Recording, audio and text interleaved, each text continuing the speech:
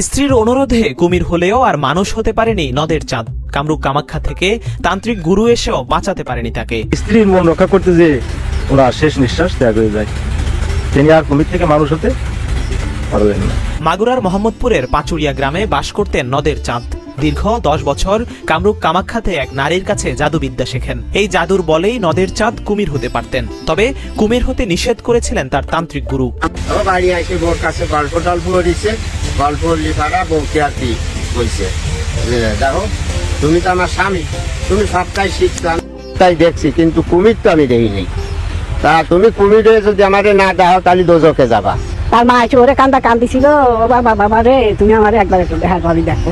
গান খুঁজে এসে বসে নিয়েছে, বসে থাকতে বেলা আসে তার ফুস করে উঠেছে, ফুস করে উঠে গান খুঁজে এসে একটু মারে দেখা দিয়ে চলে গেল। আসসালামু আলাইকুম।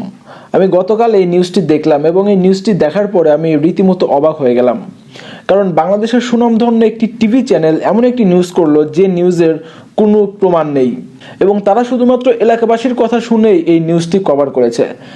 আর এই নিউজটিতে কি ছিল?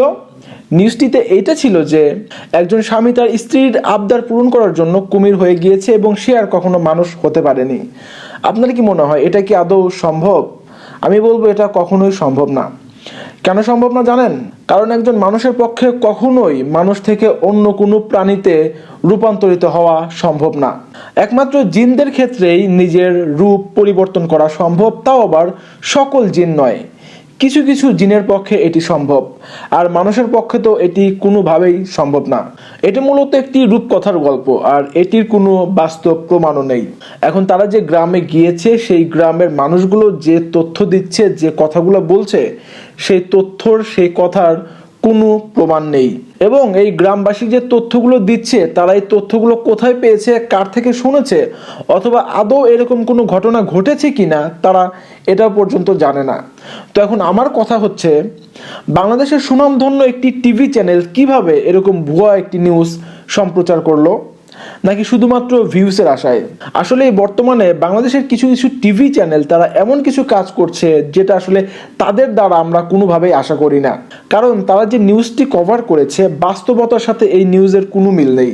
এখন হয়তোবা আপনি বলতে পারেন যে আমরা ম্যাজিক শোতে দেখি অনেক ম্যাজিশিয়ানরা তাদের নিজের চেহারা, নিজের রূপ এটা পরিবর্তন করে ফেলে। তো ম্যাজিশিয়ানরা এই কাজগুলো কিভাবে করে? আসলে ম্যাজিশিয়ানরা কোনোভাবেই নিজের চেহারা, নিজের রূপ এটা পরিবর্তন করে না। তারা শুধুমাত্র কিছু ট্রিকের মাধ্যমে তারা অন্য একটি প্রাণীকে সেখানে বসিয়ে দেয় এবং সুকৌশলে তারা সেখান থেকে চলে যায়, যেন আমরা বুঝতে পারি যে হয়তোবা তারা তাদের রূপ পরিবর্তন করেছে। কিন্তু আল্লাহ সুবহানাহু ওয়া তাআলা মানুষকে এরকম কোনো ক্ষমতা দেননি যে মানুষ তার নিজের রূপ নিজেকে পরিবর্তন করে ফেলবে। এটা কোনোভাবেই সম্ভব না। আর আপনি যদি বিজ্ঞানের দিক থেকে চিন্তা করেন, বিজ্ঞানও কিন্তু কোনোভাবেই এটাকে সমর্থন করে না। বিজ্ঞান কোনোভাবেই বলে না যে একজন মানুষ তার রূপ, তার চেহারা এটা পরিবর্তন করতে পারে। এটা কোনোভাবেই সম্ভব না। তো যাই হোক, বাংলাদেশের যে সুনামধন্য টিভি চ্যানেলে এই কাজটি করেছেন, তাদের প্রতি আমার একটি আহ্বান থাকবে, দয়া করে ভুয়া কোনো নিউজ করবেন না।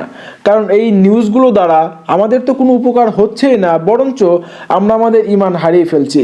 কারণ আল্লাহ তাআলা মানুষকে যে ক্ষমতা দেননি সেটি যদি আমরা বিশ্বাস করি, তাহলে কিন্তু অনায়াসে আমাদের ঈমান চলে যাবে।